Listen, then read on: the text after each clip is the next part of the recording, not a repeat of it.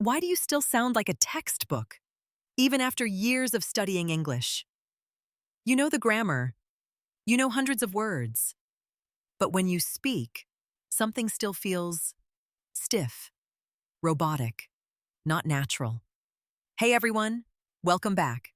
Today, I'm going to show you 5 simple tricks that native speakers use every single day, without even thinking about it.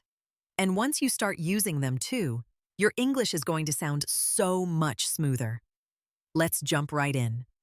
Trick number 1, reductions. Native speakers almost never say every word fully.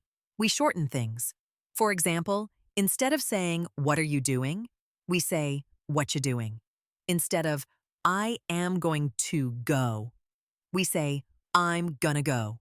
And instead of, "Do you want to?" we say, "Do you wanna?" Try saying this sentence with me. What do you want to eat? Now say it the natural way. What do you want to eat? Feels weird at first, right?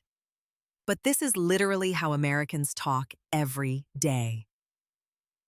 Trick number 2, linking words together. In English, we don't pause between every word. We connect them like puzzle pieces. For example, not at all becomes no to tall, and check it out becomes check it out. Here's a fun one. An apple sounds like a napple because the N sound jumps over to connect with apple. Try saying, "I ate an apple." Now say it fast and connected. I ate a napple. This linking is one of the biggest reasons native speech sounds fast and smooth. Trick number 3, contractions. But the natural spoken kind, not just the written ones. Sure, you know I'm and don't. But natives also say things like shoulda, coulda, and woulda instead of should have, could have, would have. For example, I should have called you becomes I shoulda called you. Try it. I coulda gone to the party, but I was tired. See how much more natural that sounds? Trick number 4, filler words. This one surprises a lot of my students. Native speakers use filler words all the time. Words like well, you know, I mean, and like. These aren't mistakes. They give you time to think, and they make you sound more relaxed and human.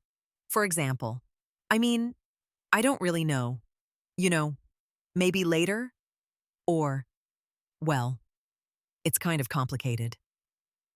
Using a few of these naturally, not too many, instantly makes your English sound more casual and real. Trick number 5, and this one is huge, intonation and rhythm. English is a stress-timed language. That means we stress the important words and rush through the small ones. Listen to the difference.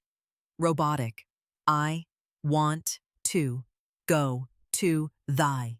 Store, every word equal, every word flat. Now natural, I want to go to the store. Notice how go and store are louder and longer while the rest gets squeezed together fast? That rhythm, up and down, stress and reduce, is the real music of American English. Okay, now let's practice together.